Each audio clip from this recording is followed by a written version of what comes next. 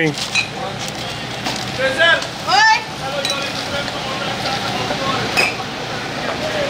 What's that?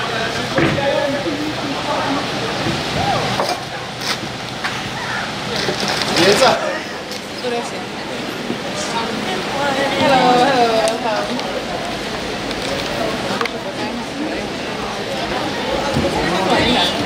You looking a little bit. Good morning. Put them in your pocket. Did you write STA yet? Eh? Did you write STA? Morning, yes. How old are you? No, come on. Have a nice day. Get real. Have a nice day. Have a nice day, morning. Morning. Have a nice day. Morning, have a nice day. Morning, have a nice day. Morning. Have a nice day.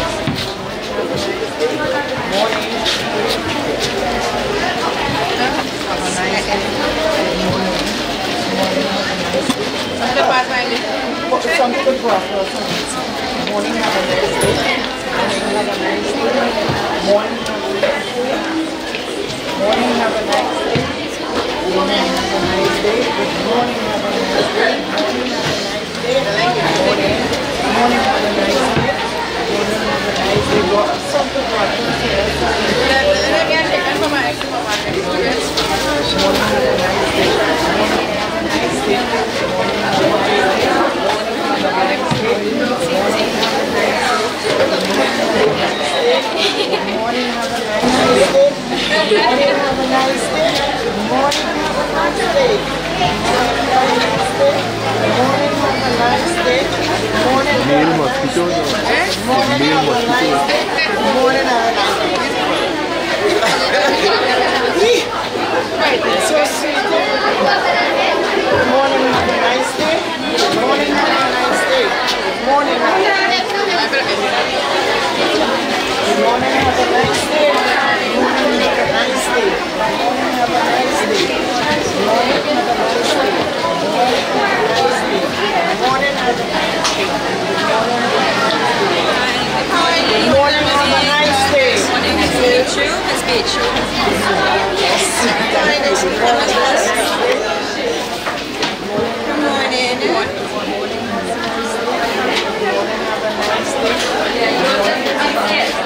Good morning, have a nice day. I'm going on outside to check. What's upstairs there?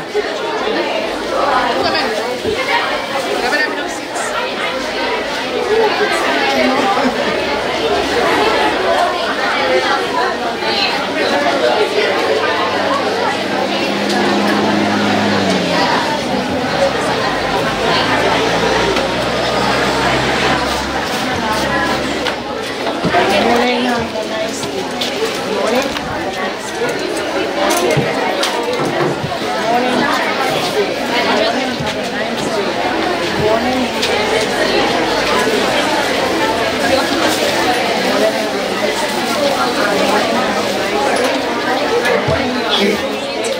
Come in, look. Good morning, have a nice day. Good morning, have a nice day. Good morning, have a nice day.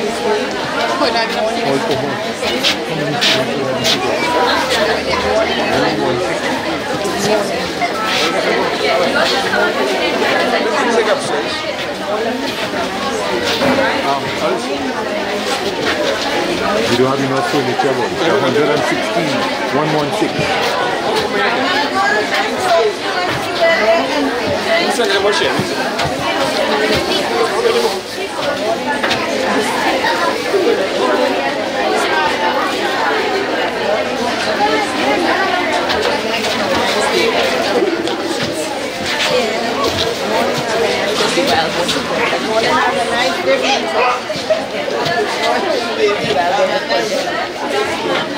No.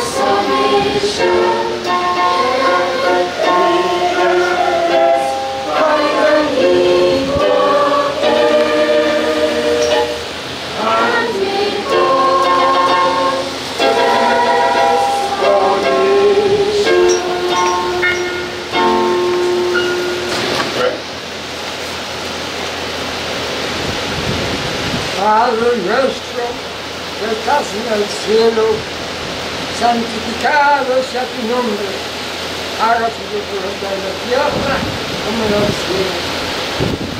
Danos hoy nuestro pan de cada día y perdónanos nuestras deudas, así como nosotros perdonamos a nuestros deudores. Y no nos dejes caer en la tentación, mas líbranos del mal. Amén.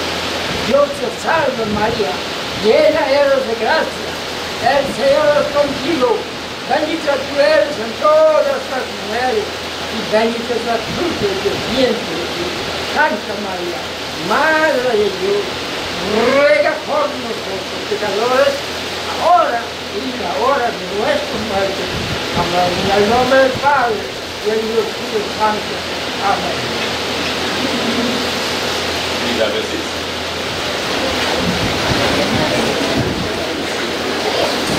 You have just listened to the prayer in Spanish by our chief. My God grace this year. So 99 years old, our chief. Alright? So before I hand over to your host for the rest of the deliberation, I want again to welcome you and encourage your friends when you leave here to come and visit us. And I'm sure before the day is over, you'll get some pictures and you'll share with your friends your excitement and your rich repertoire of the Moruga history. Welcome again to the National Choclate Museum and welcome to Moruga. God bless you and enjoy the stay with us.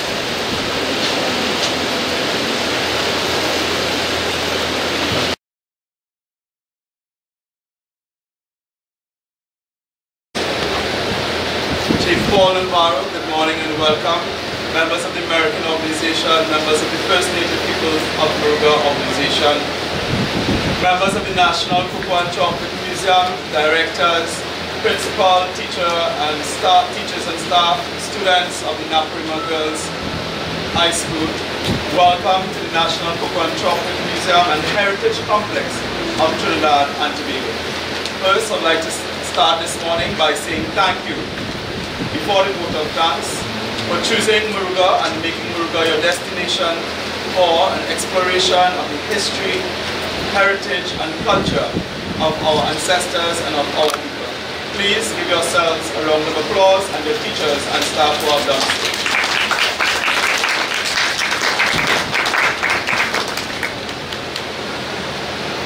I am Eric Lewis, Land Prince of Moruga and founder of these museums, Moruga Museums. The Moruga Museum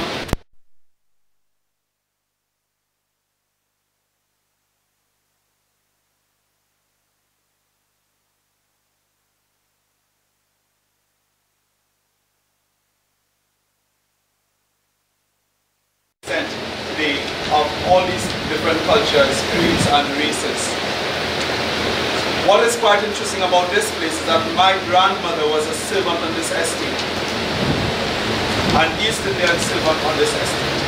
And my grandfather on my mother's side was also a servant and a supervisor on the same estate. And today, I'm the owner of this estate. But not just the owner, but for me, it's just being part of exploring what their lives used to be.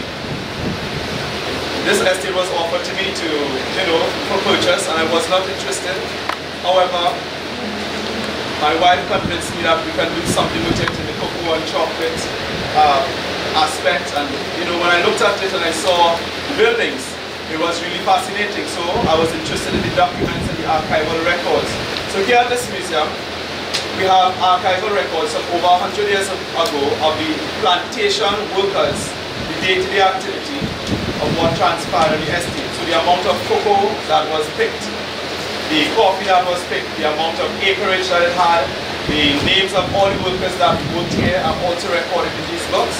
And today we have afforded you that opportunity to see these books and to explore the archival collection of this Cocoa and Chocolate Museum. We also have items from the estate, horse saddles collection, and mules and donkeys, saddles. We also have the items used to prepare the cocoa and coffee at the time, We have 2 cocoa houses, manager's quarters. This here is the Green Hall today. However, this space that we are in used to be a cocoa factory. So where you're sitting, thousands of tons of cocoa was in this place. And those thousands of tons of cocoa were shipped all over the world, to Italy, to Britain, and even parts of America and possibly Canada as well. So cocoa from this space has touched the hearts, minds, and lives of many. And many of whom were here and now deceased. Now it is in our privilege and our best interest as Trinidadians, as people of mixed descent, of Trinidad, Afro-Trinidadian, Indo-Trinidadian descent, whatever descent, however, to make the best use and to also preserve the heritage and cultures of our ancestors.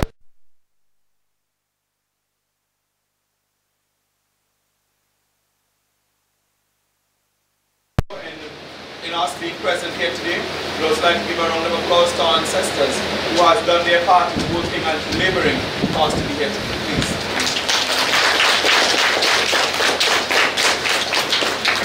Is the principal here? Head teacher, so we'd like to invite the head teacher or the coordinating teacher to sit at the front of us. So she will be in our spearheading of this team. If you have any questions or any concerns, you can feel free to ask us while we go along on our trip. Yes, and we'll also be exploring the mud volcano, pitch pools. We have pitch pools on the compound. We also have a dirt oven, right?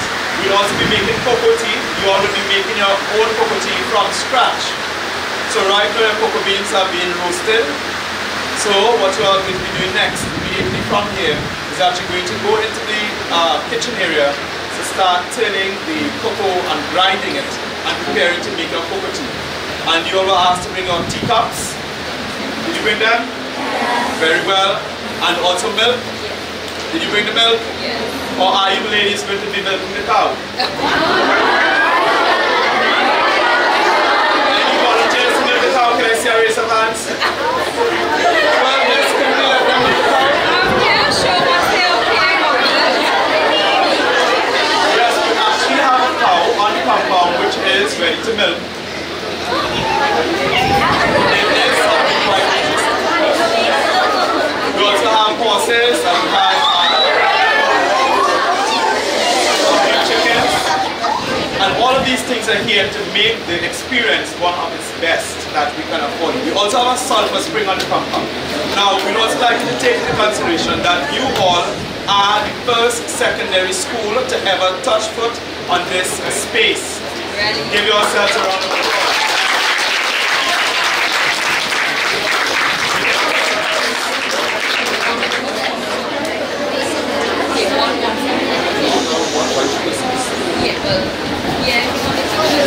So teachers and staff make it over 120 persons here today, and since its opening, this museum was only opened last Saturday. What? Yep. And your teachers did an amazing job in pulling all of this together, organizing, getting all the approvals and so on for you all to be here today. So give them a round of applause, please.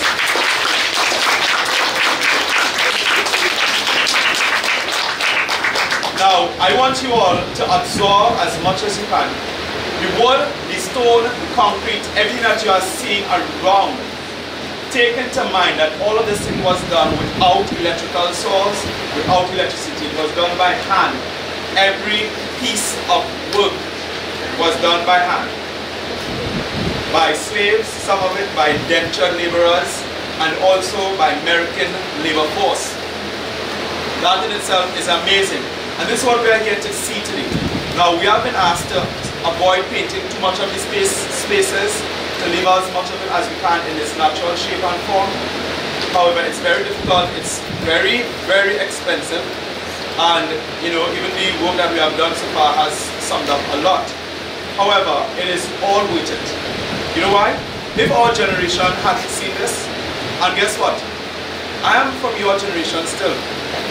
And people say that young people aren't for history, they aren't to preserve the heritage.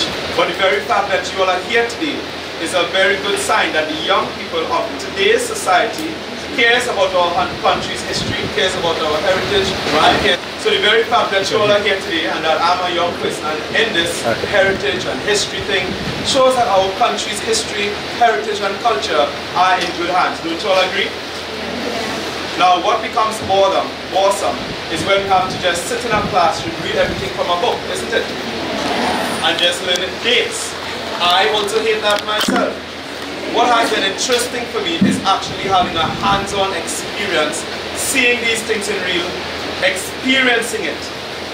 And so I've been able to appreciate history a lot more. I'm also an archaeological researcher, a museologist and a historian. How do I manage all of that? Manage my time wisely. I do not look at television often. I do not sit behind Facebook all day. I do not spend hours on the internet just browsing through. However, so I was just picking up 2 mics. Anyway, oh, can we have a microphone connected to this? This one could connect it. For what purpose? Connect it here. Well, you have something behind? Yeah. This is still going?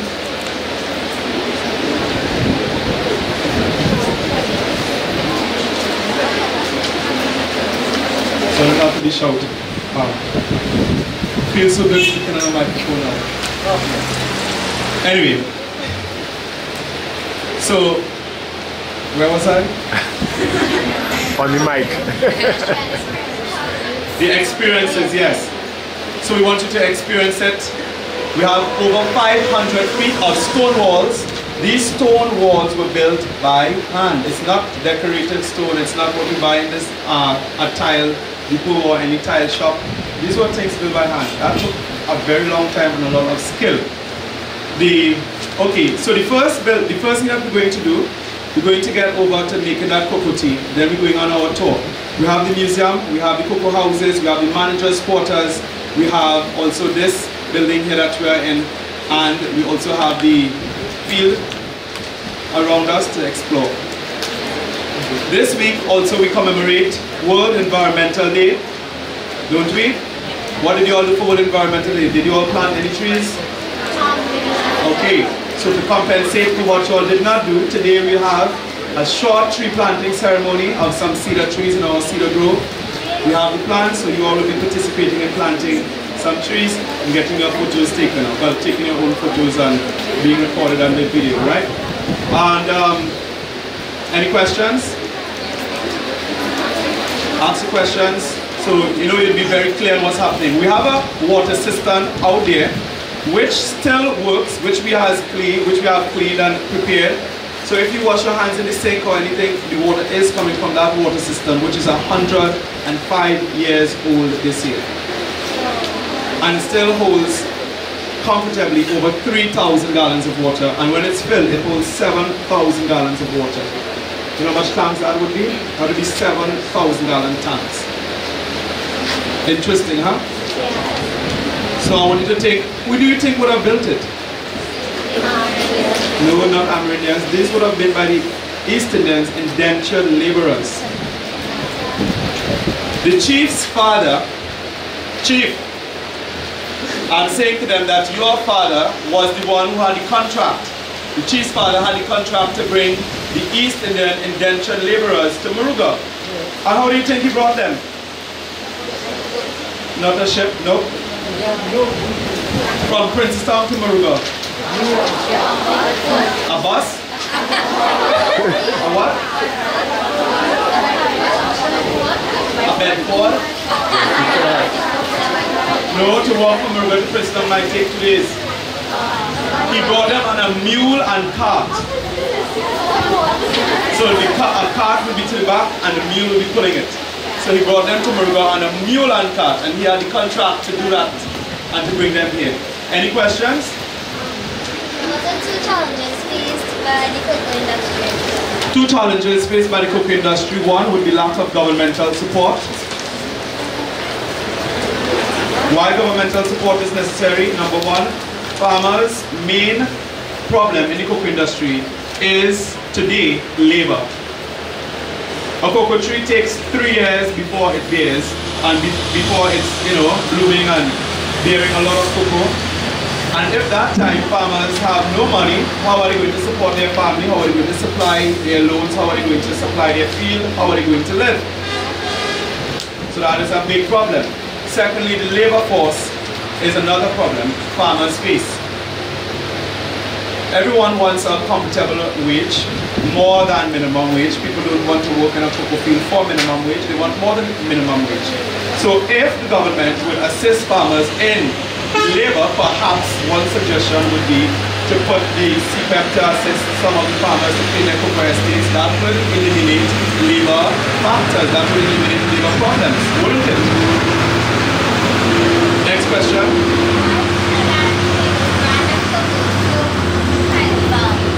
Right, she just asked, why is Trinidad and Tobago brand of cocoa so highly valued? Trinidad and Tobago's cocoa value is highly valued because and based on the premium quality, the flavor profile,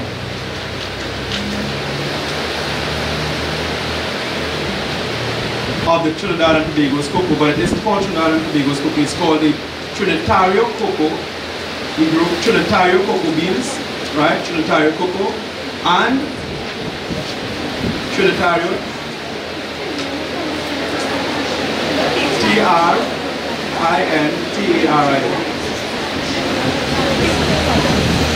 I don't get it. That's it, right? Trinitario, and we also grow the Criollo cocoa. Not Criolla, Criollo. It's like Trinitario, Creole, and then add O at the end. Yeah, we're just trying to be innovative with the words.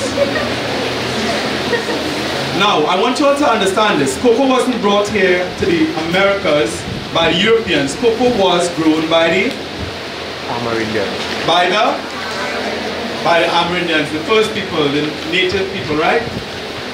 And they are the ones who grew it and cultivated it. It was considered the food of the gods, right? And still is for many. And cocoa has a lot of nutritional values, a lot of health benefits, a lot of anti-aging, anti-this, anti-that, and uncle everything, right? Right, so it has a lot of anti-aging and antioxidants and a lot of nutritional value. And it's not something that adds fat to your body. However, if it's confectionery chocolate adds fat to your system. However, dark chocolate does not do that. Next question.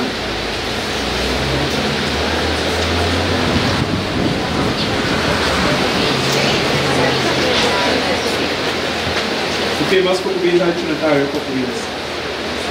That's the famous one. Right, so... Explain the reasons why the indigenous people settled in Trinidad. Good.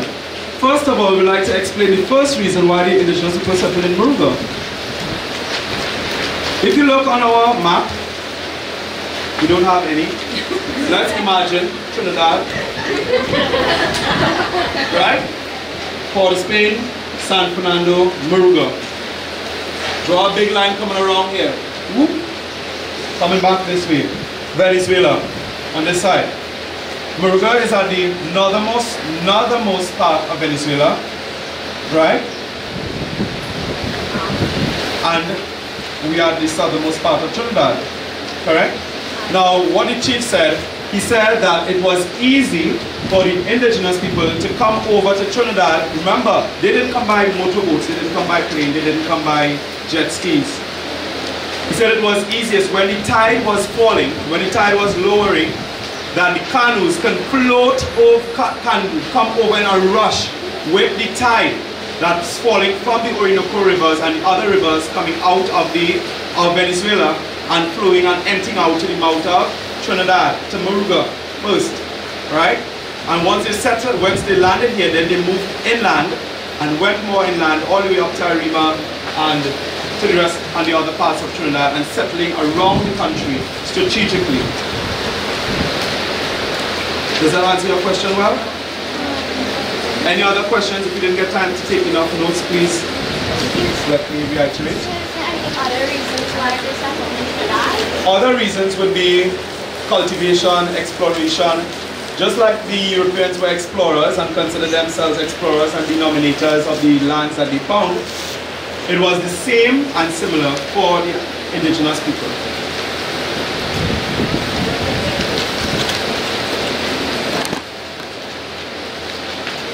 The indigenous people came all the way from North America, Central America, South America, and then over to the Caribbean. They always came down and then back up again. However, by the time they were going further up, what happened? The Europeans arrived and nipped their bud.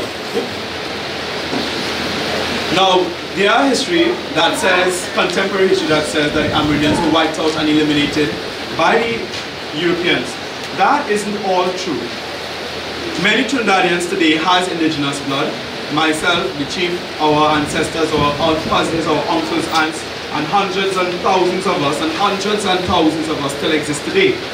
However, when someone dominates a space or a place, the first thing they want you to think is that you or your people has been wiped out, that you don't exist. If we did not exist, then why am I still here? Why is the chief still here? Why are all my family members still here? Many of the indigenous people also fled persecution and attack by going back to Venezuela and settling in the mangroves, in the rivers, in the mangroves, in the forests that the Europeans could not enter. And even the Europeans, in some of their maps, they have identified some of the areas as impenetrable woods, meaning that's part of the forest that they would not venture into because they were afraid and it was too thick of forest. How can I speak about all of this? I have received archival information from the archives of Sevilla, Spain. French archives also, Vatican archives also have access to that. I'm one of the few countrymen who have access to all these archives in the world. Next question. Columbus's trail, etc. Any next question?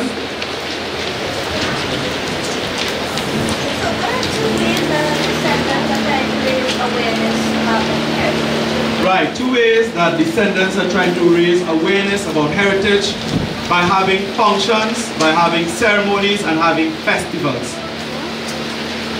including street parades, functions, ceremonies, festivals, and inviting the public. And now we are doing more things to make that known. In the past, honestly, most people didn't really, it wasn't too much of a concern whether or not we were known by the government or we were known by a school, that we were recognized by any organization. That wasn't important for us. What was important for us is that we existed. However, in today's world, existence means being known. And if you can't find something on the internet, guess what? For young people, if you don't find it on the internet, that means it doesn't exist. Isn't it? So whatever we can find on the internet, then it exists. If we don't find it on the internet, guess what? It doesn't exist. That's 2018. So the first people, indigenous people, how to get with the times. The chief asked me, could you explain this Facebook thing for me? I don't understand it. I said it's like TV and newspapers together that you can watch and see. He said, huh. Chief, you understand Facebook now? Right, so you understand Facebook now.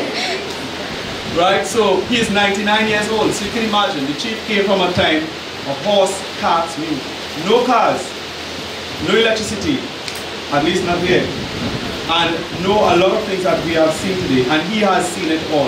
He has traveled around the world, and he has met several First Native people, tribes around the world. Our great-great-great-grandmother, alright, long story short, she was born 20 years before Columbus came. Okay? So we were here, and we are still here. One of our ancestors was the chief before he was the chief. There was a fight, he went back to Venezuela, never returned. First peoples have always separated, and they have always had different clans, different groups, different tribes. We just don't stick together all the time. There are different philosophies. San Fernando believe what they want, Cyprian believe what they want, Muruga believe and does what we want, and Naparima the same. However, there are times when we come together to meet and, trash things out. But it has always been like that. So I'm not fighting to say that everyone has to be of the same like-mindedness. No. But they have their culture, we have our beliefs. Any other questions?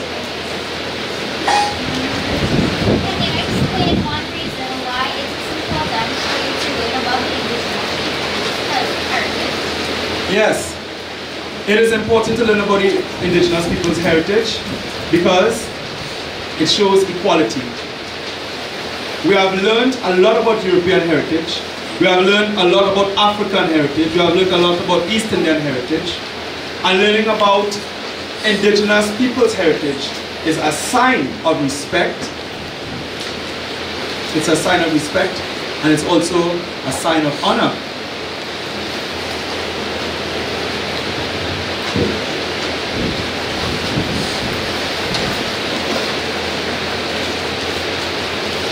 This is the visitor's book. So you can start signing. Yes, and also, if we do not know our history, how would we know where we are going, and how would we know our identity? That's my question to you.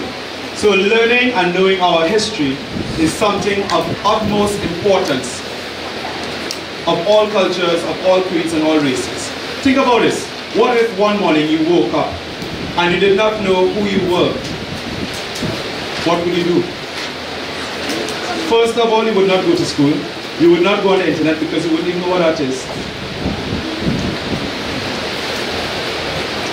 Think about that. However, more you know about yourself, more you know about your heritage and culture, it helps you to make better and the best. And the best is the best informed decision. You make the best decisions, you try to live your life more meaningful, you try to do things that's going to impact society in a positive manner, and you think about the future. Next question.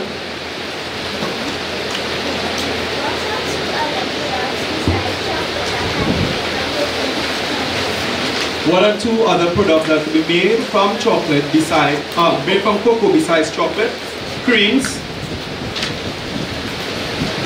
shampoo, yes, skin lotion, massage lotions, chocolate rum. You all can't have any, only the teachers. Wait until you reach 18. What is the legal children age in Trinidad? All right, wait until you reach 18. I think in the States it's 17. Yeah, 16 or 17. Right, and also you can make, remember cocoa butter?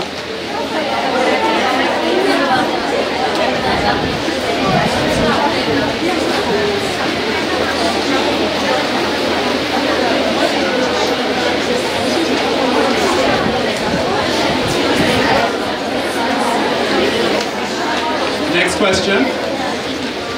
List one way in which the indigenous people contribute to Trinidad culture. One of the ways the first people contributed to Trinidad and Tobago's culture, food. Who do you think invented eating agouti? And who do you think invented chocolate? The indigenous people. The first peoples are the inventors of chocolate.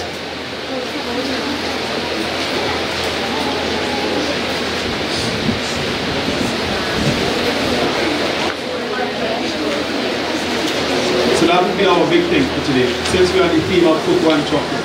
Next question. The name of one Amerindian town or place in Trinidad. One name of Amerindian town. What could you go? Give me an example. Maruga. Maruga is an Amerindian name from Amerindian origin, and if you look on the internet, you would not see it anywhere. I'm still appalled. We were the first. Maruga was the first ancient capital, and today we are treated as the last. Arima came after Maruga because our great-great-grandmother's sister was the first queen of Arima, Amerindian queen. And where do you think she lived? Where do you think she was born?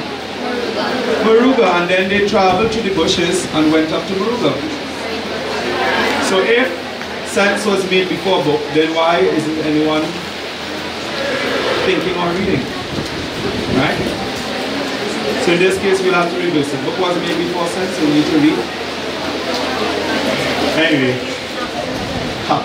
Sense. Next question.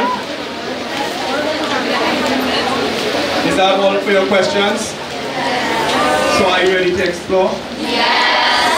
What is going to be most... I would like you all, by the way, I would like you all to take as much photos as possible and do hashtag Prince of Muruga. Yeah, Prince of Muruga, hashtag Prince of Muruga, hashtag, and I mean not bad pictures of me, please go on. This thing go all over the world, you never come to do it in my and hashtag Muruga Heritage, hashtag Muruga Museum, hashtag Cocoa Museum, and we have these signs in the front where the National Choclate Musium and Heritage Complex. We take pictures of that. Also, we have some refreshments on sale for you all. Some of the natural stuff like tamarind ball, the anchor, the red mango, the fizz stuff. We also have tamarind sauce. These things are really cool and very healthy for you. We also have water and some other light refreshments. One more question.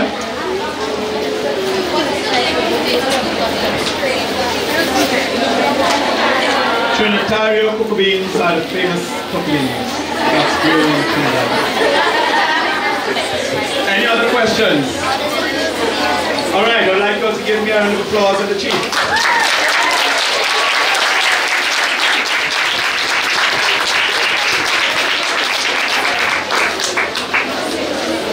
Clap is the greatest guys, isn't it? Okay. You normally make a history track, as some of you may have found out from your peers at school. And this is the first time that we've actually ventured a little bit more, deeper south. And we were very excited to actually partake in this part of our heritage and of our history, especially since we were able to make contact with our Amerindian ancestors, because this is on part of our syllabus, not so? So you have learned about the Amerindians last term, and you're actually able to see an ancestor, yes, one of our first native people today. So we are really excited. We are absolutely proud to be here today and to be part of this history-making experience.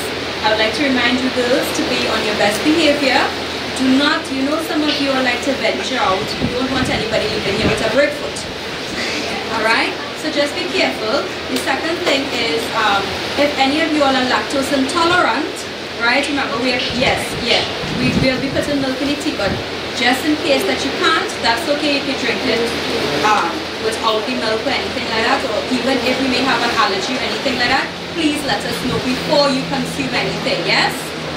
Great, understood, yes. Sulfur. What? Sulfur, right. We have nothing with sulfur. Good. You're good to go. Right? A sulfur spring. Okay, you don't go near the spring. Right, so you'll ban her from the spring, right? So we're really looking forward to the next couple of hours. Thank you very much. Excellencies and Highnesses. How about that? Ladies? Okay. So, yeah, in Royal Court, ladies of stature called ladies and counts and countesses. Well, men are called count, women are countesses. Anyone want to be a countess? No? Wow, how boring. Duchess? Trust me, these things and all these rules and responsibilities and names are tons of responsibilities. You can ask my wife. Alright, so listen, we want to treat you all with some watermelon as a little refresher. So we'd like you to wash your hands first before you eat, and perhaps you could form a line. Everyone sign the book please as much as possible. The book will be going around. Just put your name and email and stuff, and right, so the sink is just in the back. You can start washing your hands, goes right to the back here. And we have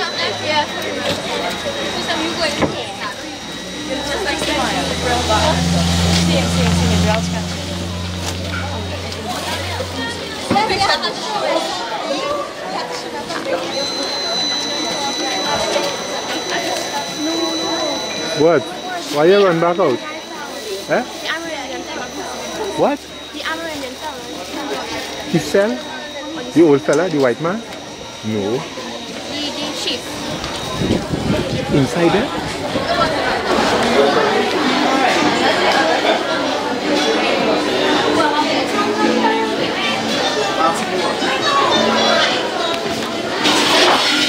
So I would like you all to look into the pot. If you get a glimpse, just look into the pot and see cocoa. You can just walk up and give everyone a chance.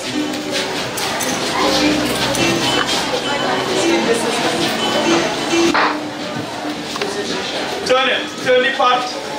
Somebody. Someone. Right.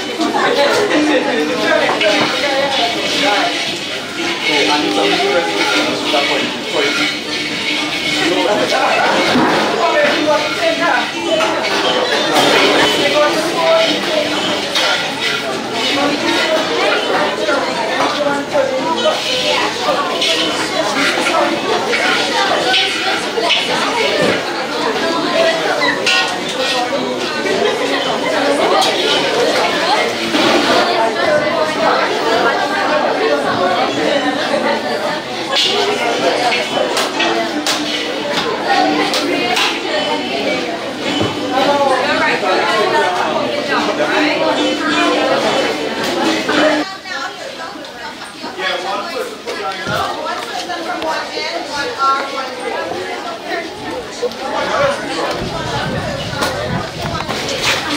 Walk down and look over this way. You just get a space into the bar. Now this is as real as you can get, okay? Everyone in here? No, you all come in some more please. Come in. We have space still. Walk down. Walk down, filter down. Filter down. Pass me that tray behind you. Okay, sorry. The plate and the 2 plates. Continue walking. So you just like everybody has Just keep walking down. Right. Is everyone in here? Keep walking down. Walk. Come around a little bit. Couldn't you get chocolate? Hello. Do you want to get in? To walk down this way. No, you're not clear. I'm okay here. Come in. You could go back past the jeep so everyone can hear what's going on. So if you go back. Those who are outside can stand outside to look in. Daniel, And you can see can through the you glass. walk around the building to watch into the window? All of you do is outside. Right, so could anyone tell me what branch is this? Bay leaf, what is it? Bay leaf or filament, right?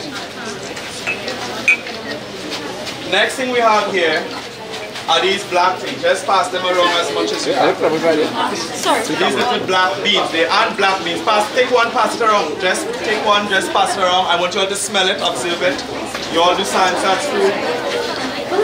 Just pass it around, give the people around you want to smell. Give the people this outside to hold.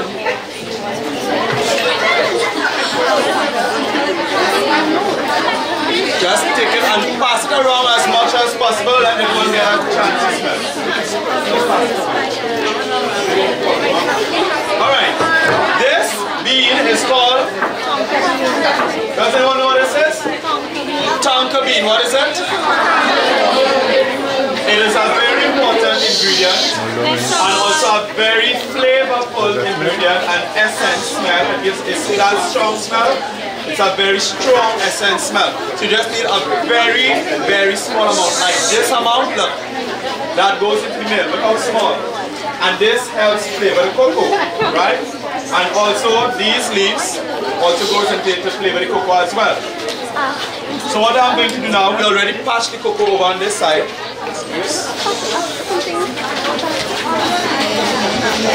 Let's see you hold the snake, please.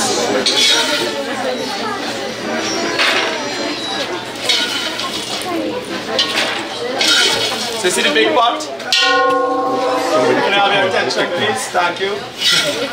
Right, so this is the big pot that we use to patch the cocoa. The cocoa beans, so right now they are very hot. Are you all smelling it? What does it smell like? Something good please. Like Starbucks. She said like Starbucks. Alright, cool.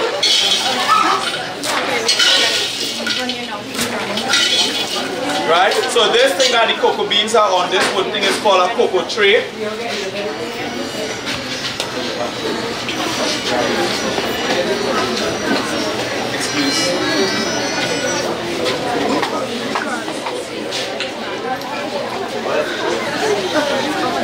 Right, so what we have to do now, we have to remove these shells. Look at this. So you see the shells? It's a cocoa shell, and then you get this brown bean looking thing here. So it's very hot. However, are you all able?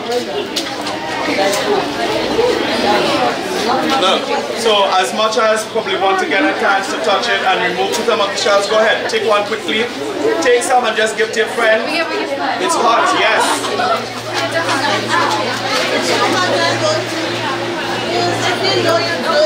Right, if you know you're going easily, don't touch it, right? So this is what they did long ago. They hold them up, crushed it together like that. And then they took it up like this and blew it up. Right, and then the shells will come up. Now we aren't going to do all of it here because we really don't have time for that. So they shell it off like this while it's hot. Get it in. The shells off the bean. Take your friend the camera. The main camera. You can see by your crowns here. Right.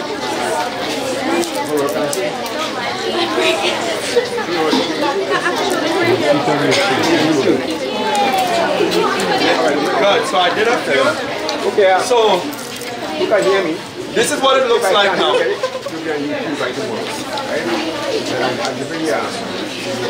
It smells like net coffee, like a mocha. Right. Actually, you could eat it. So this is, yeah. So people also use this. It's called cocoa nibs, right? So they eat it, and these are considered superfoods. So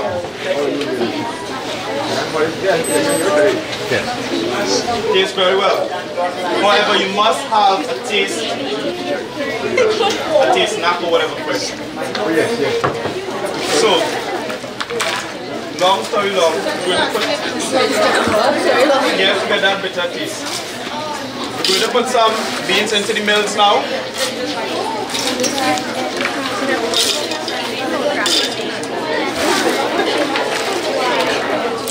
I'm just eating.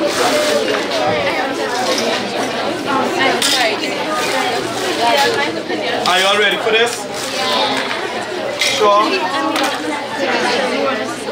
Alright, so what did we just put in there? Cocoa beans. What else we have to put in? Taco bean. Stick it there. Stick it there.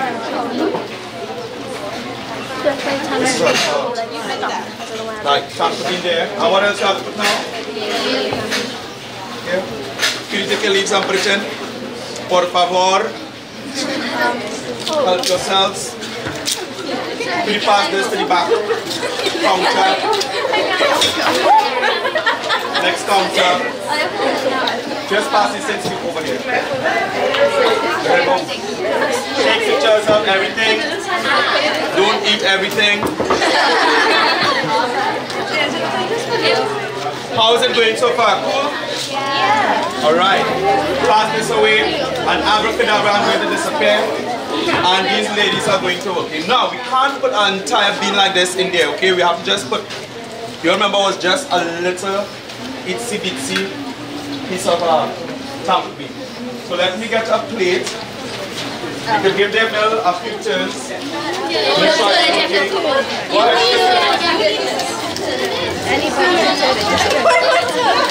Don't let it run out yet, okay? Don't let it fall off. What is this doing? And then grate it and so on before, because in the interest of time, okay? So, put your leaf down inside like this. Here, has it? Push your leaf down inside like this. Alright?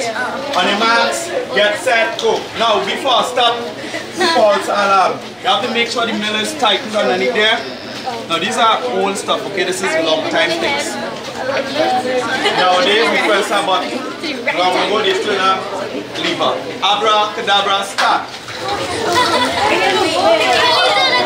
Hold the mill, you need to hold it while it's turning.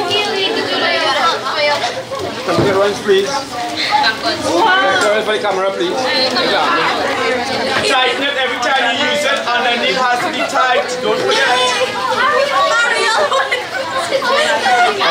Some good ones, please, for the camera. Hello?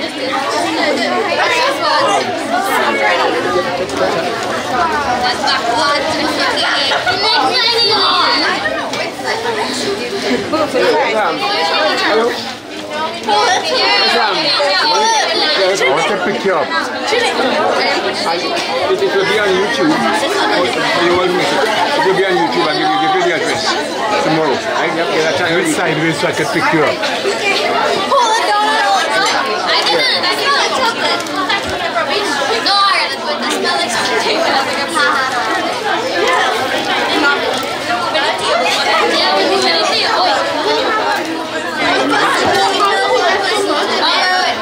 Is it on gated milk? What?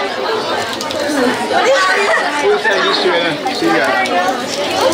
And what I was used to. 60 years ago we had that stuff. You will have a press button for it.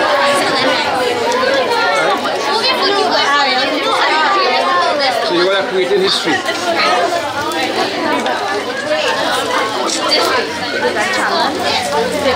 You can smell it. You can go down to rent.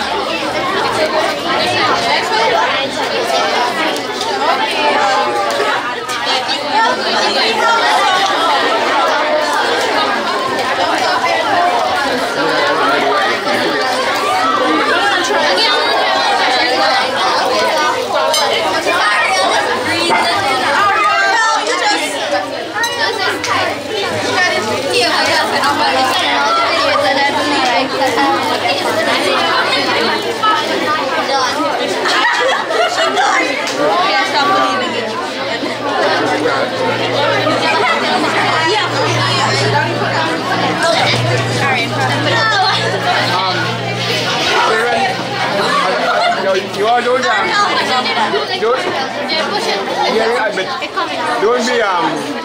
bashful. Tomorrow it will be on the YouTube. So if you miss, you'll see yourself on YouTube too. Right? We have our channel. The address will be, you will get the address. And then your school is a prestigious school, you know. So when you get it, you will do the needful.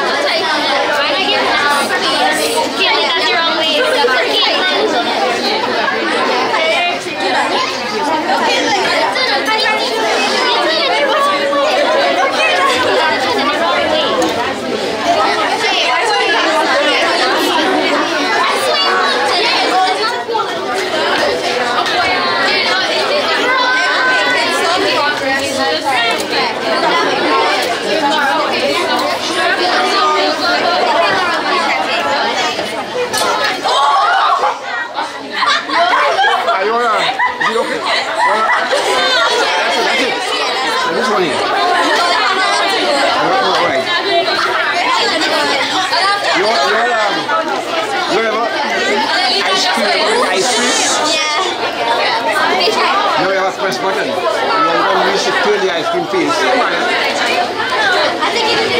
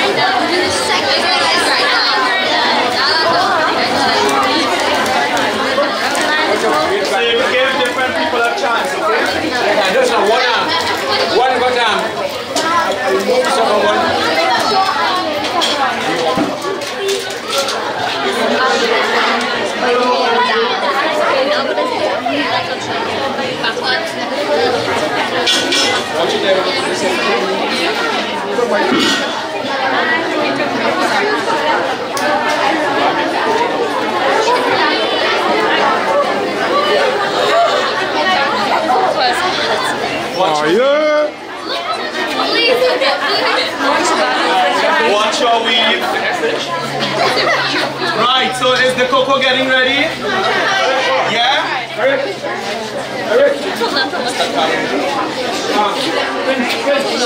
Lovely. That is very good. Who did this? Give yourselves a round of applause. Right, so look at this. Look at this, everyone. We're going to make a small one. Look over here. This is the important part. So this is what they did long ago. You see how it came out? So, look up here.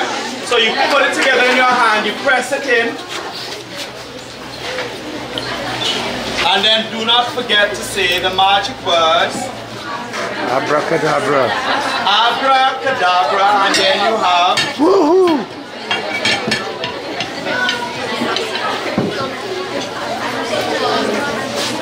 a cacao.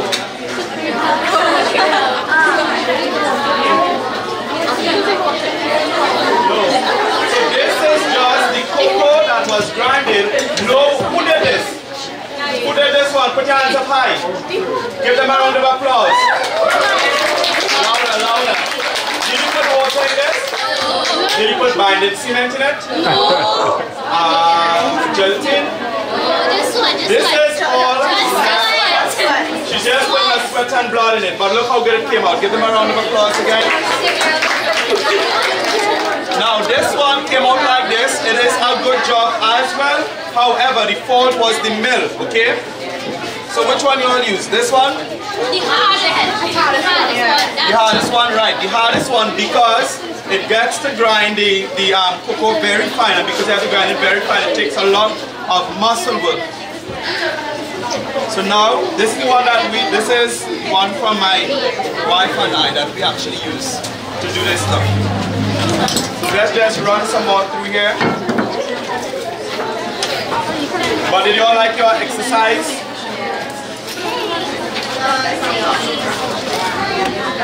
Hold on a minute.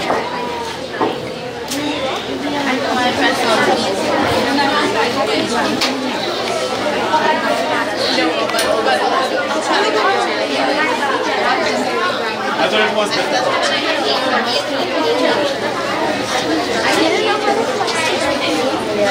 Can you turn the plate around so that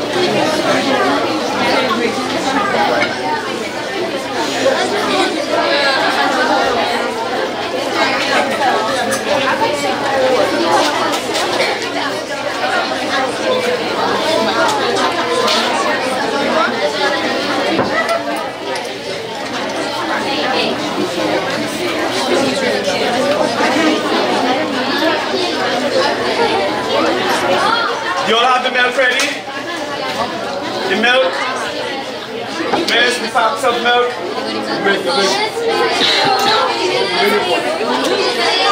Milk got brought. The milk that you brought.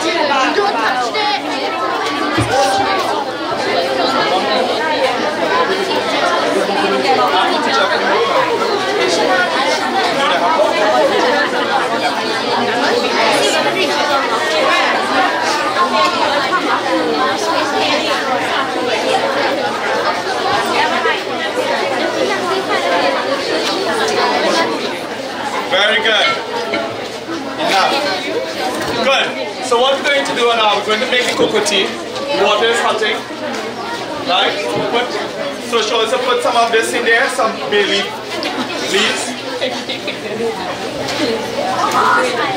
Pass the grater please behind you. They put it in the cocoa, you know. Right, so usually this will be grated, right? But because it's still soft, we won't need to use that. We can use this directly, freshly made. Okay? So we're going to just put this in the hot water. Can you all smell it? Yes. Smells like chocolate? Yes. Right, so this here, listen, this is 100% chocolate.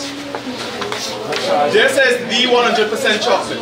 This has a very high price on the world market. Okay? So this chocolate could make about 20 bars of confectionery or 40 bars of confectionery chocolate. Can you imagine? Yeah?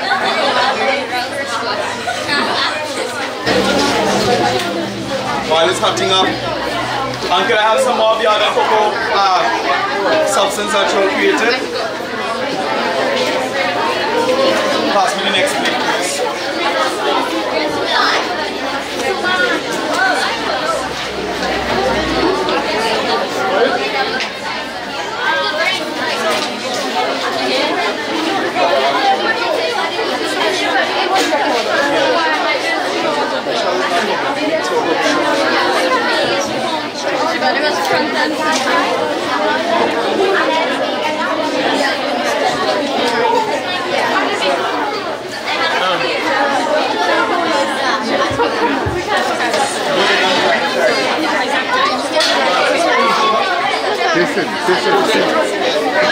Right, so it's coming together. Are you seeing that? Okay, so get your pictures, let everyone get a chance to get a photo of the Cocoa TV in me.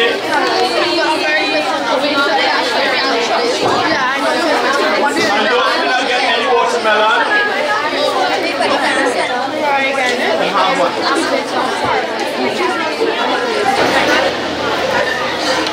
Well, pleasant good day. We are on the formerly once known River Estate, a very old establishment, and more so, I am not in a authentic position to give you much details. What I know is that this present, the person in my company here, he is the chief morning star of Aruba. His ancestry is purely Aruba. And you will be amazed to know that this man is 99 years old and he is very much composed. He has the ability to still work in his garden, and this is the rice from his garden. It just amazes me. I want to speak very little, but I must let you know what you are up to here right now. I'm in a compound here that was purchased recently by our good friend from Aruba, and also an ancestry. His name is Eric Lewis, and he has prided himself in the British of Aruba, where we all live. However, the focus right now is on the re-establishment of this estate we are in. As you would have seen previously, our dear friend on the other side of me, videographer, the famous videographer, Hollis Clifton, who also have a channel on YouTube, and maybe at the end we will give you some information or you can see it live. We are in the company of him here also, and the compound here has remnants, not remnants, buildings where once housed our foreparents worked in the plantation in the cocoa estate, and it's imaginary. And I know Hollis did a good job in ensuring that we document the respective artifacts, horseshoe, garden chief, and all this stuff. But I will get in a while, let's get this. So also now, in the compound here, we have records of our foreparents worked on the plantation, so many of them. The chief has authentic information, and he will surely update us But I was just giving you a preview. A week and a half ago approximately. What was it today? Today's date? Today's date. Today. Today's the 6th. Today is the 6th. Wednesday the 6th. Wednesday the 6th of June. Alright. So we are here in this compound, and a week and a half ago the area was, we had the inauguration of the Trinidad and Tobago Cocoa and Chocolate Museum. So much. Also today is the day when the students, along with their teachers, from the Naparima Girls, prestigious Naparima Girls School, High School. Compound here, High School. Naparima Girls High School, San Fernando, and we are very proud to know that they are the pioneering school in South Village Compound. In Trinidad and Tobago, yes. In Trinidad and Tobago they have that wherewithal, they have had scholarships winners, and their teachers are here with them. They are so well organized. However, you would have seen prior to this interview here, and even after, you see both of them. But the focus is now on the chief. And this place here is now set aside also as a heritage center.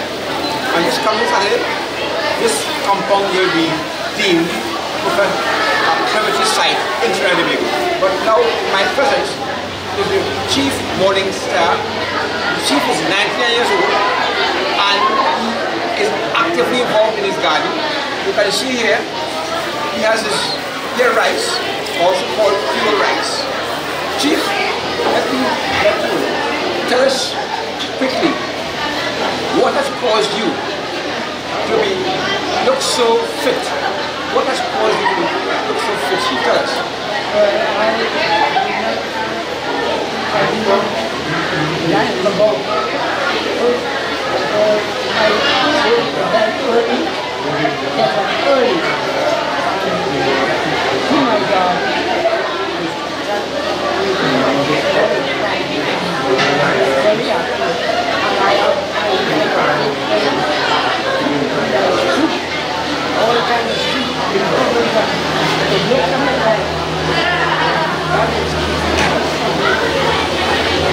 Now, Chief, you spoke about garden. You've been 99 years old.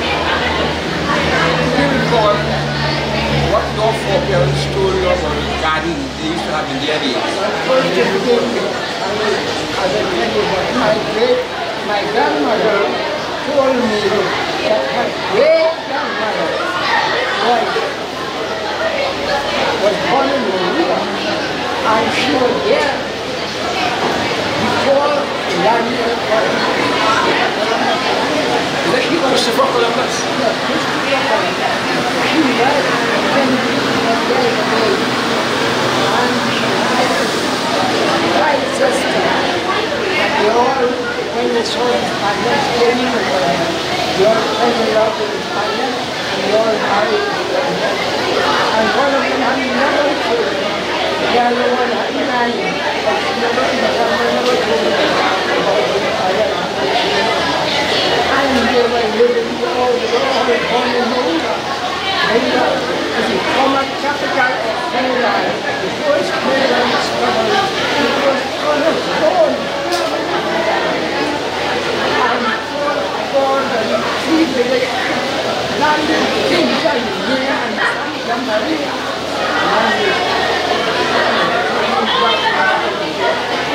And from there went to those 3 yards of people inside moving from Jamaica. Not all of them, but few of them. And heading up to the river, looking for fresh soil to live there. And they went up some years, some places making gardens, until they reached a place that they loved very much, and they called it Naparima. They say Naparima. Naparima means come up, gather up, people. Naparima. They call it Naparima. And there, they started down. There my grandmother was born, Naparima, in a place called Calgary. And she had 2 sisters, and one of them was the queen of Naparima. And from there, they went up to Mundo Nuevo, where my mother was born. And then they started Mundo Nuevo, from the Mayao, from the Rio, and from the Calcao, and the solo right of the place for Fernando, they came up stove again, they came down all over, they were in the place. They call it Chusa. They live in the warehouse in they call it Chusa. And we went to Sparrow Circle. What that Chusa is? Chusa is the carrot house. Oh, carrot. What the walls were made of? No walls. No walls. They all open out hammocks. Hammock. But the Indians were very you see, we have no bandit and all of that. You said something. The Spaniards married to your relatives or the parents. When they got married, what happened? Columbus left them here? When they got married, they could never understand each other's language, so they put schools to teach each other to speak their language in Spanish. So all the children are starting to speak in Spanish. So the whole of three languages in Spanish teaching because we are no other nation. And when they come out so that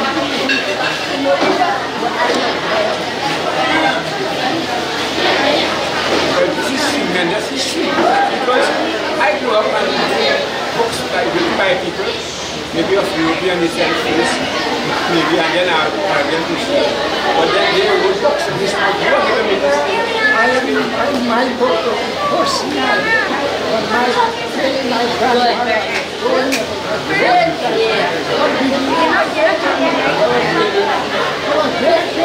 Tell me something. Do you have a document? What document on what you're telling me? I had it, but because the house when my brother was living there,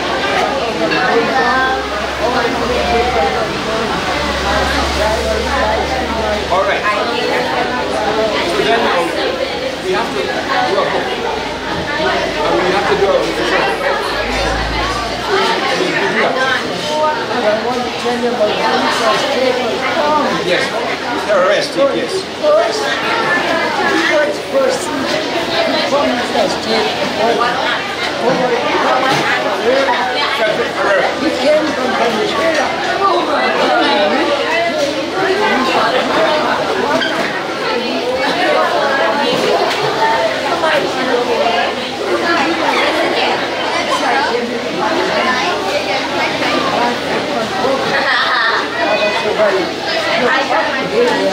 There is 16 acres of land. Right. Rice was 16 acres and What year that was that? I wasn't born at the So your place? but my father told me about Right. 80 something. and then he was all over the street and all this and that. They will construct the big garden and plant protection to meet tail and all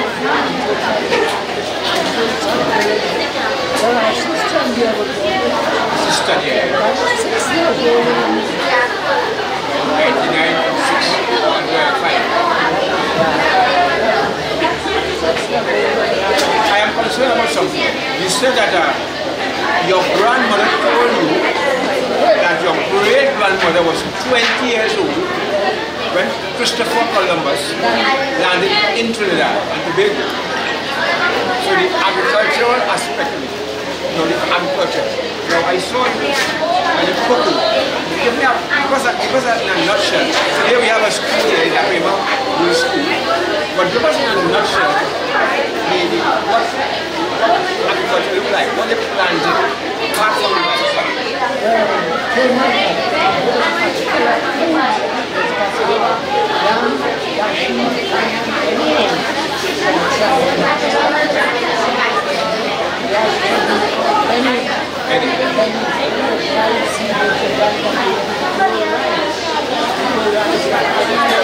and they all seem This is pure rice. It's a very potent rice. And I'm picking up here. It's not a plastic rice. I mean, you know somehow, we are in the modern age now. Grandpa, cheap. But there's something called the plastic rice, and we are trying to activate, but most of our mothers have.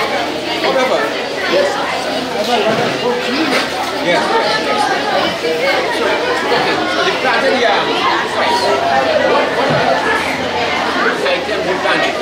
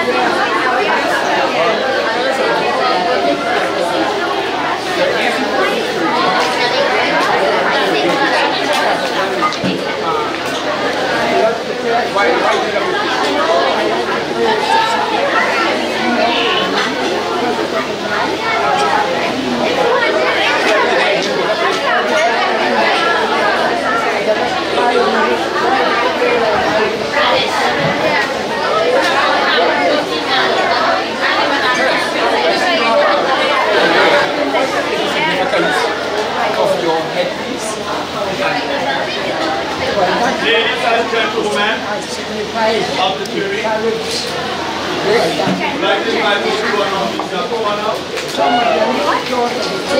You can bring them out there.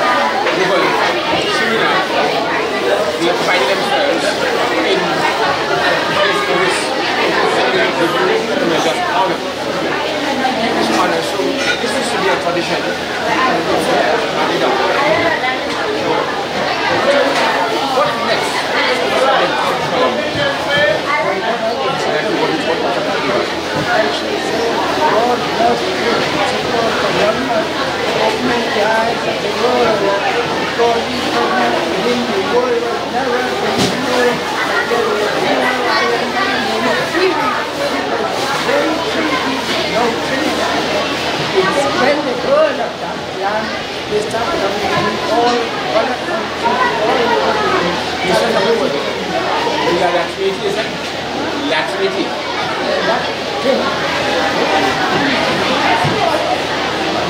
And what else your grandmother told you? What you want to share with us in this moment?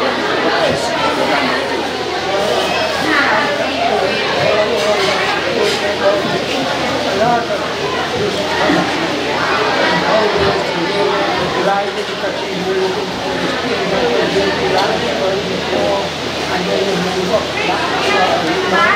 As you mentioned Forest Spring, there seems to have been some items found in a lot of woods of believed to be under the red house, wheat red house. What about that?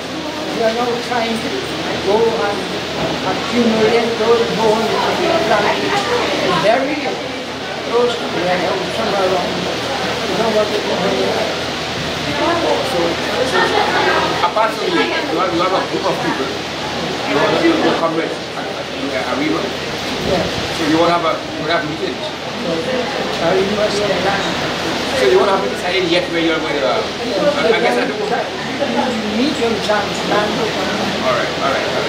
I guess it's a very spiritual thing, so I don't want to go in depth in that. However, what are your hopes for this estate that we are trying to rehabilitate? What are your hopes for this estate? So you mentioned Naparima estate, and it is almost as it was back then. I saw you found some horseshoes. Those horseshoes you found it. What do you know about the horseshoes? Well, all these horses we carried up to the moon. I realized the sun was around. Because we used to get shoes when we wanted to shoot. Then by Jim Gentleman, before the Stapati So those shoes I see in the room there. yeah, that's all in How old are you? That is about 110 years ago. Yeah. It's amazing. Another thing I thought of you mention is how Indians from India, when they were coming, my father had to come back to bring them up to some of his car. What's your father's name? One Bautista Aragno. A genuine current. Like Caravan Spanish. Because Spanish name Oh, you told me something. The Spanish that came from Columbus. They made it. They went by the meeting. Yeah, I know. The current. So your father is an offspring of that meeting, or an offspring of the Spanish and the Caribs. And you were telling me, it is a very interesting history. Your dad had a contract to bring the Indians from Princeton on his car to this estate. Many of them. Wow. One about it. No. Just for short, one about it. What is happening here now? What you are telling me here is very, very, very serious information. Because 2 weeks ago, when we established the Cocoa and Choclate Musium, and we cut the ribbon, there was some reports found here. The director of the National Archives, she was there, in Balfour, and there were books, and she took exceptional care, because people's fingers must not touch them. Right now, it is worrying me that some of those Indians who came around those times, their names could well be different. It's history. I would very much like, I know we have too much time, but I would want you to, you told me that all the books got burned in your house some years ago. So what we want to carefully do is to ensure that we can document what you told me. Because history is something that since you are still preserved, and you can remember what your great aunt told you about Christopher Columbus when they came and the Spanish meeting with them, and then your father had a contract to bring the indented Indians on his cart. So it could well mean that the records are there for us to see. But he has a lot of records up here. Yes. And I want to assure you that I'm going to speak with Eric Lewis, And you have to fast track because God has spared your life. When will you be 100 years old? When will you be 100? When is your birthday? Next year, 28th of April. Well, I hope I can walk into your life and that will be a big day. So, I want to thank you so much because we have gone and done so much. But finally, I want to put it in your hand. Tell us, what's the final words you want to express to the nation, having been a descendant of the Amerindians? What's the final words you want to express? Tell us, free. I wish that we all could come together with love and peace. And God, I desire from all the Amerindians and who wants to be Amerindian, who are not and want to be living country. I love them. I love them all. Well, I thank you, Chief. Morning Star. What was it? The Morning Star today? All Navarro, I thank you also. Okay, Chief. And there'll be more times. Thank you. It was a rice from the garden. Yes.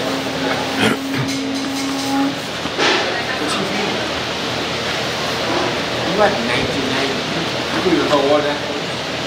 Yeah, but I can remember more than that, but I like it. You like when?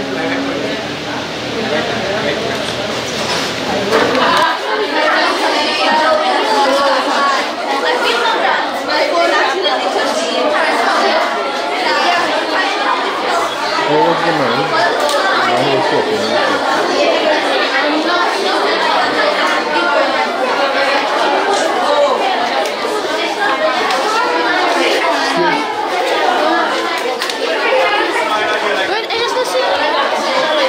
Excuse me.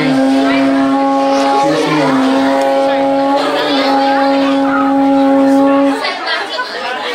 Tradition that was used on the estate to call the workers in the mornings and in the evenings, and it was blown like this. Well, probably louder than this, right?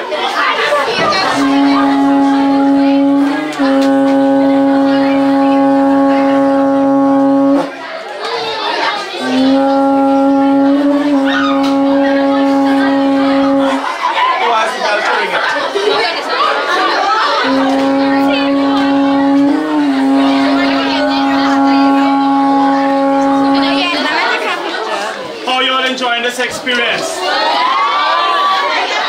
Yes, boys.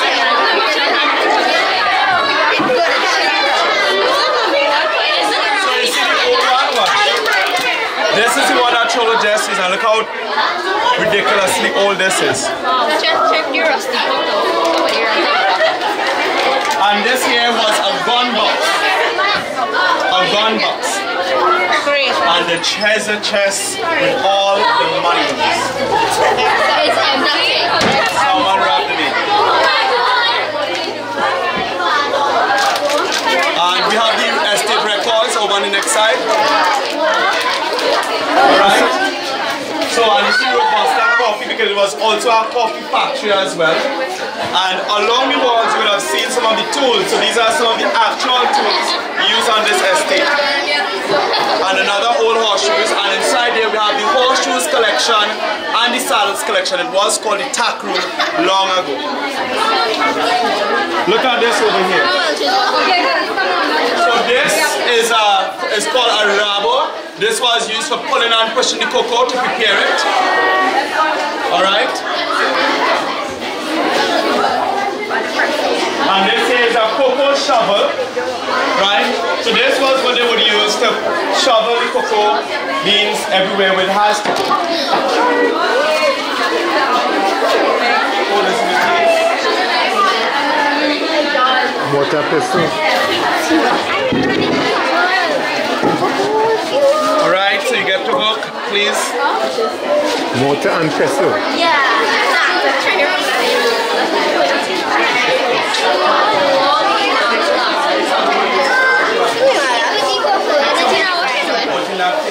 Right, so they're putting the beans in there. Pound it up and down. And you can take turns pounding and doing how they did it long ago. Please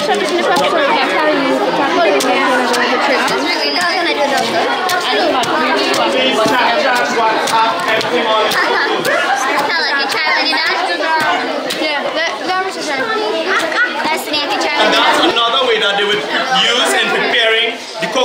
used to make the same cocoa tea which you all had earlier.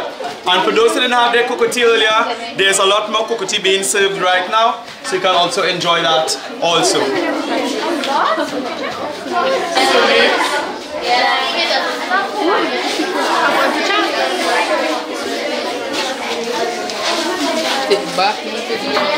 Say it again.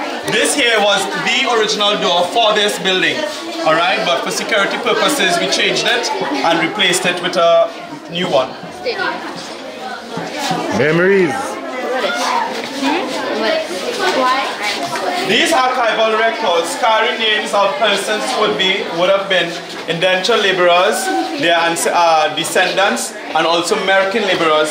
This big book here gives details of the cannery estate from 1920s. Okay, so you see the dates up here. The estate is here and the date. So this gives a detailed information of the complete function of the estate on a weekly or fortnightly basis. We have hundreds of books still that's not on display. Some of them have been sent to the National Archives for replication and for preservation, and they will return in the near future. So you can always come visit and also do your ancestral search from these estates here. On this estate here, this Cocoa and Chocolate Museum from those who worked on the estate and cocoa plantation in the very early 1900s, right up to the 1980s. Way to go to the next side. Yeah. And those who didn't get cocoa tea, they could get theirs on the way as well.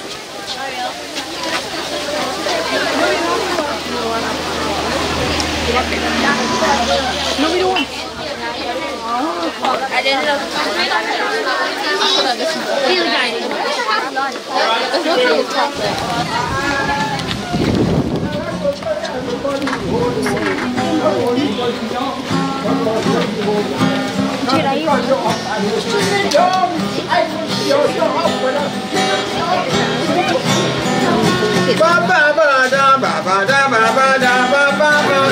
Well, all these children seem very happy because they started up here with the Almighty. They're going to a school, the best in the world. Oh God, these children, they better than gold. Chief, I want you to sing a real song because he's the only man who could win the crown.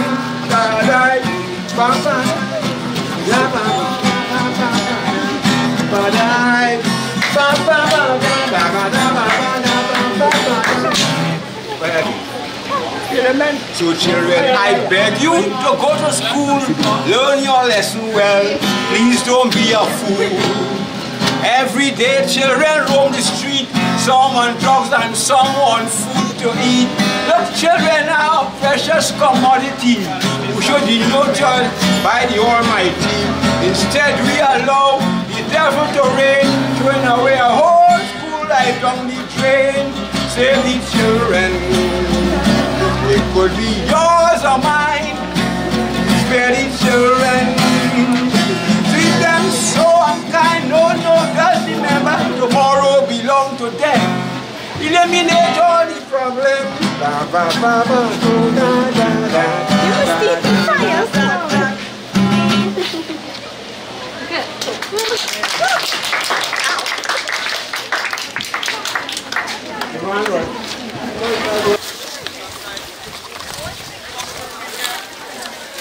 Surface of the road indicates the divine.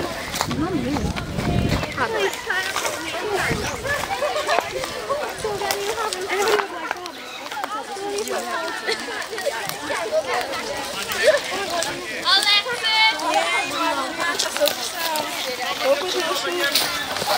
but I don't think back then have glass bottles.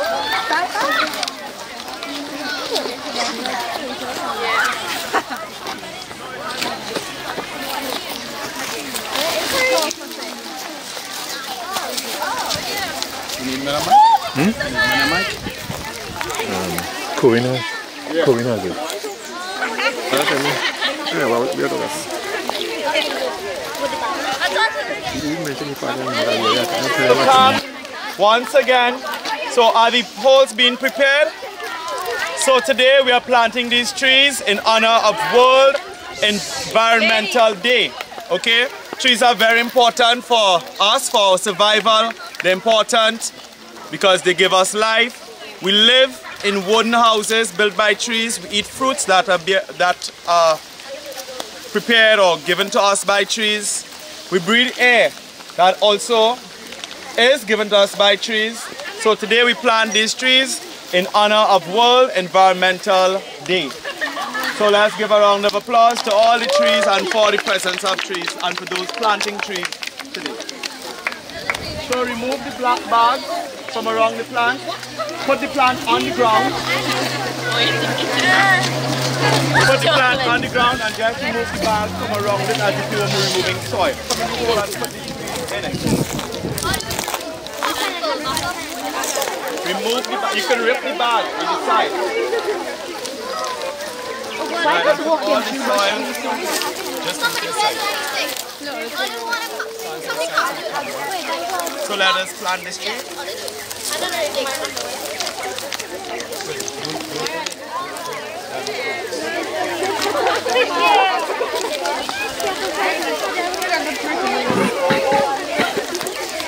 Very good. This is probably the best tree. And I'd like you all to go check all the trees and make sure they're planted in seed. Rip the bag off of the tree, don't damage the roots, keep it flat on the ground.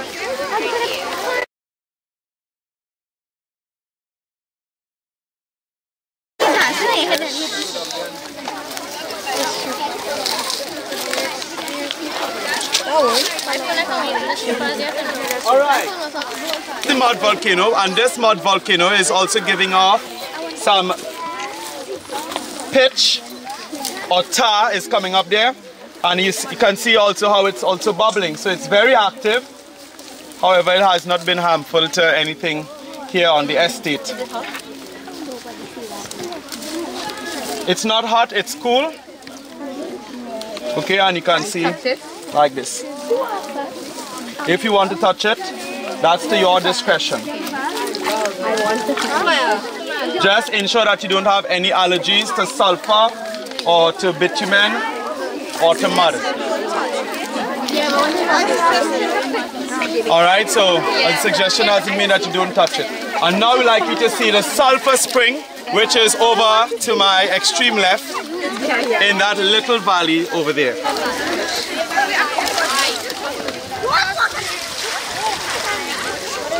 So you all can come closer to see.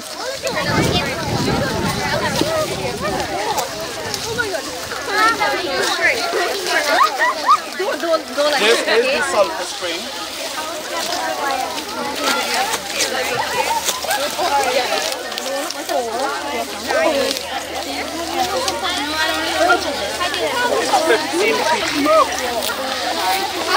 Now I want you all to observe that I'm taking the water out, right?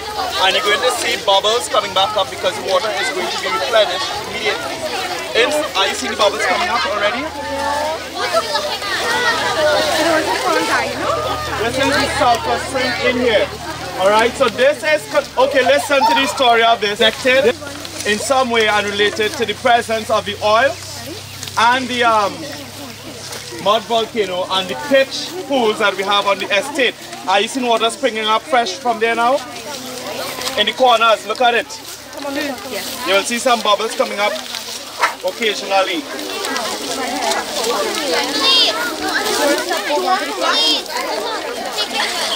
So more of the water that comes out.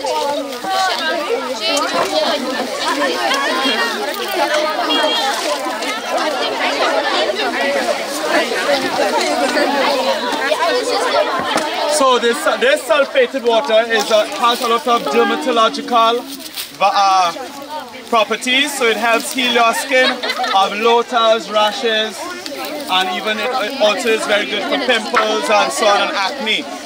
Okay, so people come, they get their bottles and they take it home to wash their bodies with. See bubbles coming up there? See the bubbles now? Good. Missy. So this is connected to an underground aquifer. Excuse me, just step aside, let me step back. So you can see the camera. Right? Did you know it had all of this in Trinidad? Yes? Did you know all of this existed in the south? No. This is South Trinidad, yes. And now we are going to see our pitch pools. So we're going back over to that direction. And You're a good Samaritan, right? What's your name? Nalini. Class, school? 1R, Naparima girls. Alright.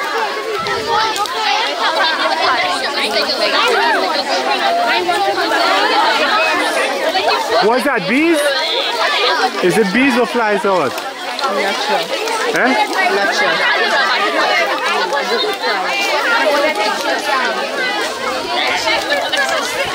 The horse has a cut.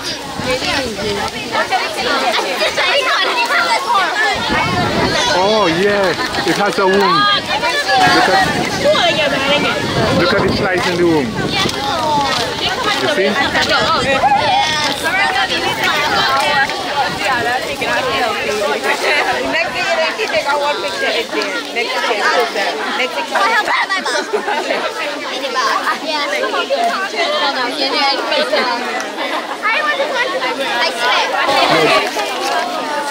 I keep it right here.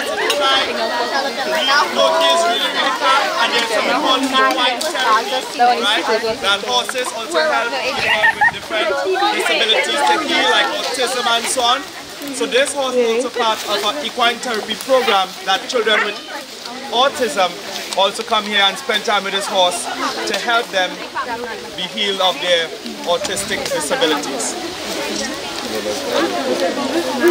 The horse name is actually Tony. A lot of different things. However, in this space is also pitch. So look around and you'll see little poles.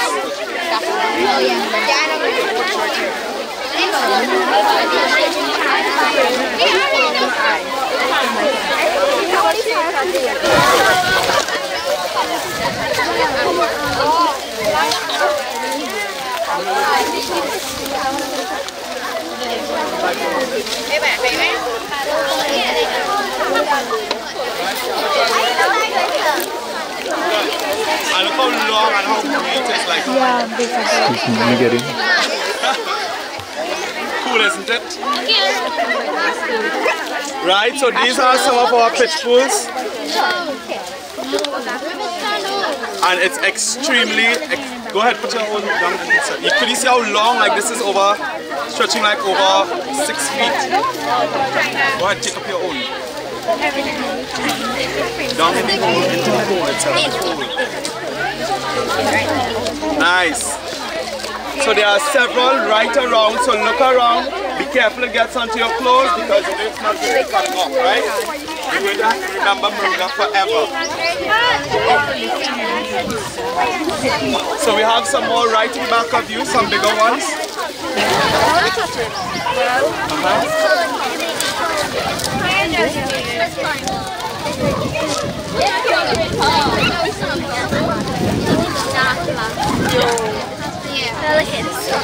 They look like good dinosaurs.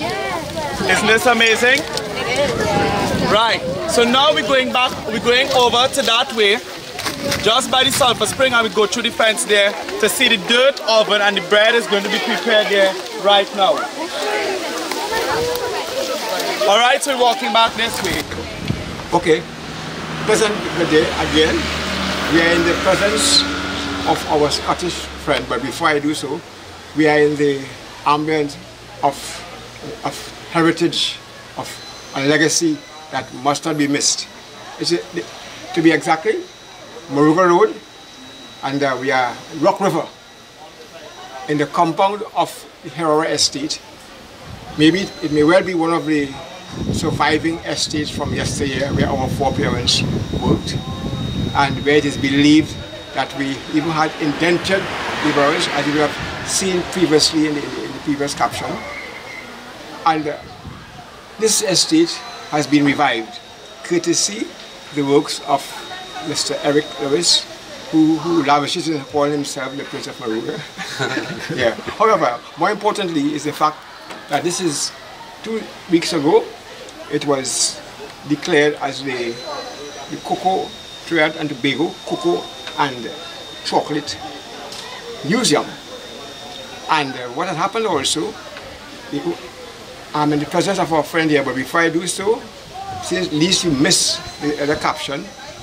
Today marks a pioneering day for students in the south.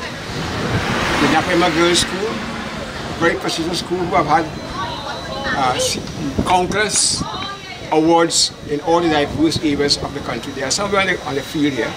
But our colleague here, tell me your name please.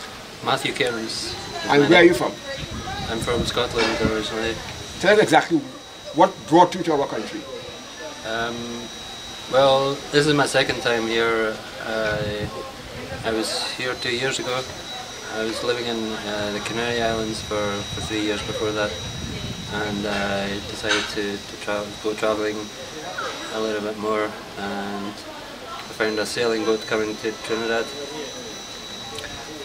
with a German captain looking for crew, and so I sailed here 2 years ago, and I was here doing some volunteer work on mainly one family farm for all 3 months. I was also working on a place planting trees up near Toko for about 3 weeks. And around about 2 years ago I took the ferry to Venezuela, and the last 2 years I've been working on organic farms in South America, various different places in Venezuela, Colombia, Ecuador, Peru, and most recently in Brazil. And at the end of April I sailed with a different boat, a South African captain and 2 other crew members. We sailed here from Brazil, from João Pessoa, which is the most easterly part of Brazil. So now I've been back here in Trinidad for almost a month. I'm back on the one family farm, helping produce organic, healthy food. And here I'm here with one of the members of the one family farm who's selling the produce from there. They also make sweets and very tasty tamarind sauce. So if you ever have the chance to buy some products from one family farm, I'm sure your palate will be most satisfied. So, all right. Well, the way you speak here, now you have been virtually globe-trotting. Globe-trotting, right. Yeah, farm-trotting, you could say. Farm-trotting, yeah. Very good. You seem to love the ecosystem. You seem to love. I may not know. Yeah, you spoke about organic. What is it? What interests you with the organic farming? Well, I think initially I got interested in it from a friend who had worked a lot in permaculture, and this was when I was living in Glasgow about 15 years ago or so, and he inspired me to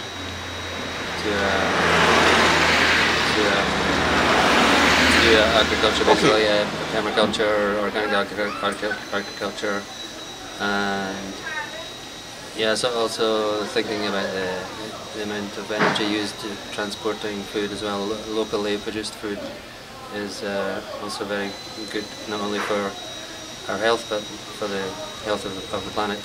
Okay. If we eat locally, organically produced food, then that's the best.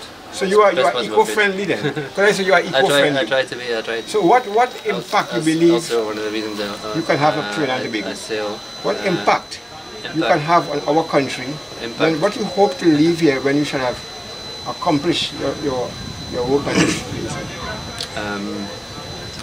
Well, I've already planted lots of trees up in Togo, Lance Noir, up in the jungle. We planted lots of citric trees, and on the one family farm. Yeah, I'm just happy to be helping produce local organic food. Yeah, helping develop the place. Your journal? No, not cutting, but anyway, with the present for time. Stick up in.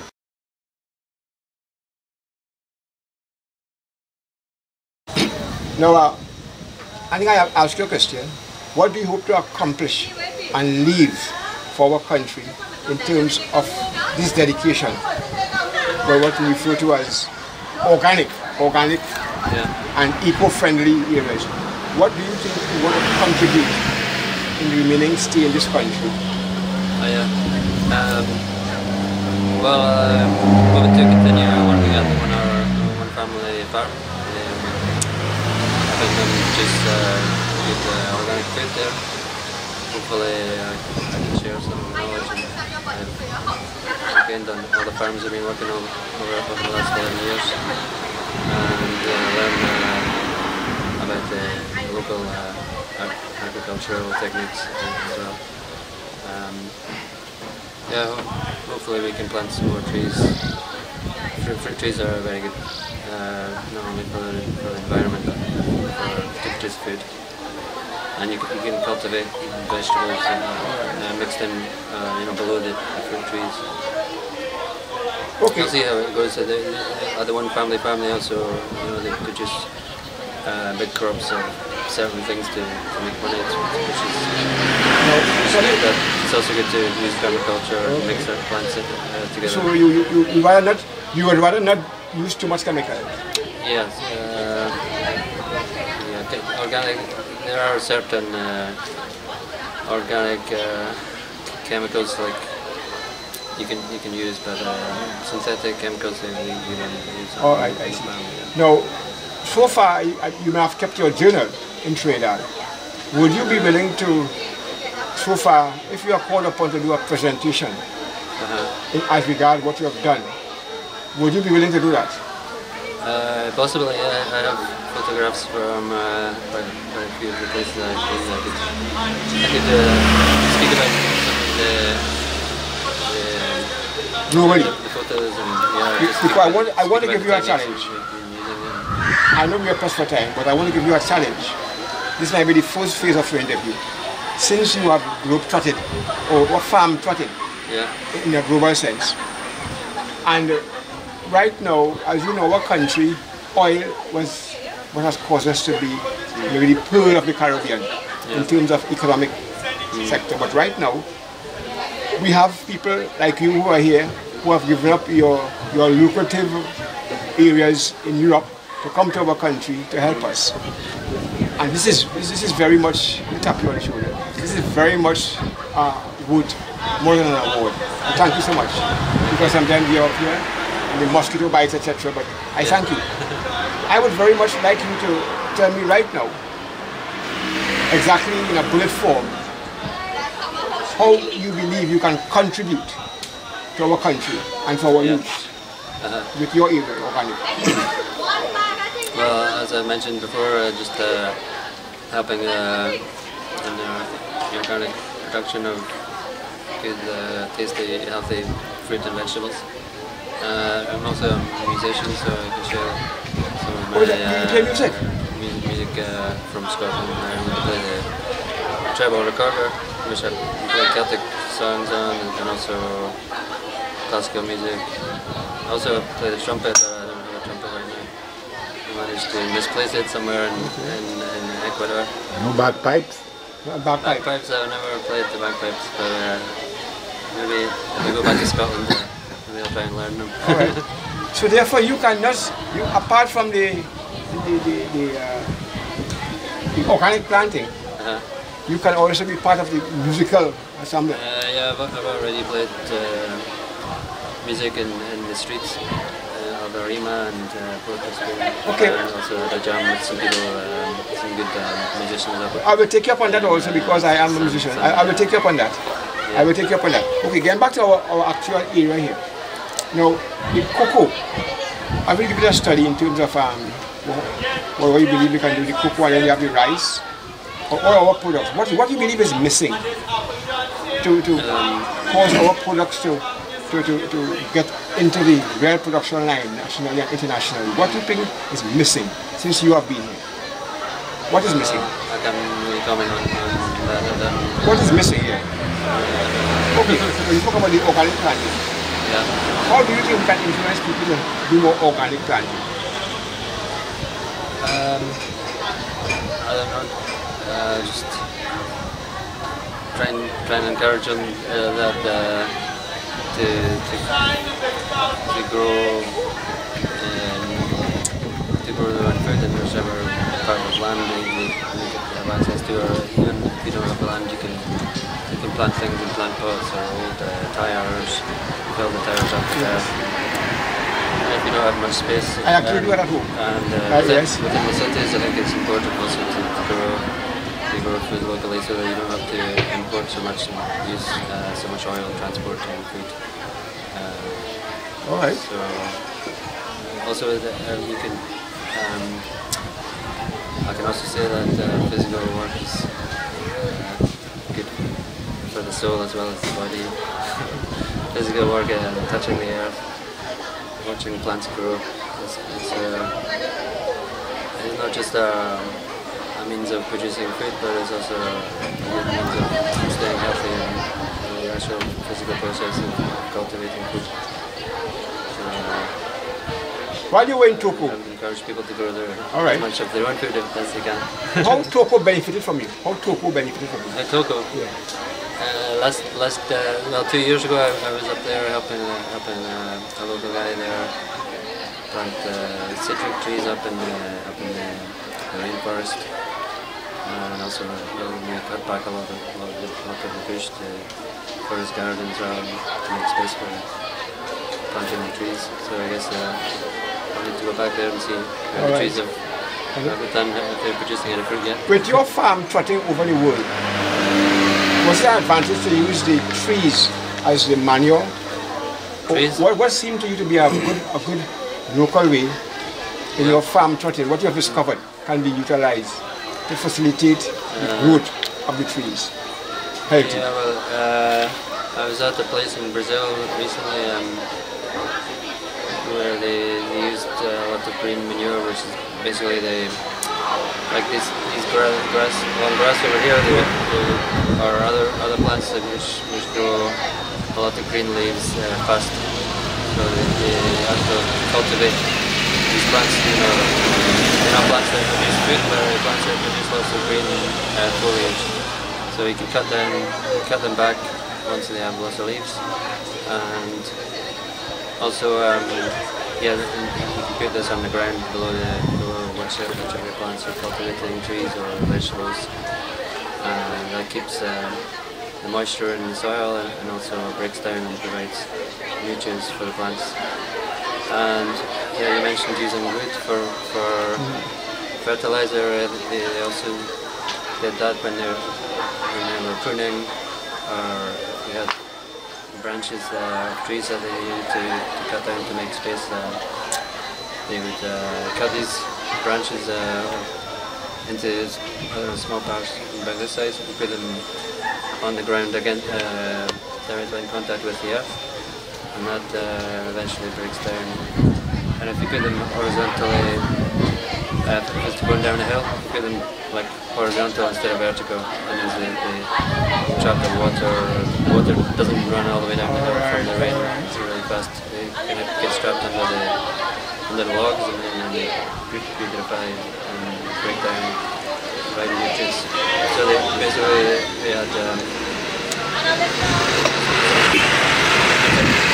wood and the green foliage on top of the wood, and then well, this has been very educational, because he has made this thing very simple. So I would persuade you to write your farm trotting book entitled Organic Farming Made Simpler. Okay. Take up that challenge. This is part 1. Thank you so much. Okay, thank you. Right, so amigos, keep us on your left, and then on your agenda of things. Applause.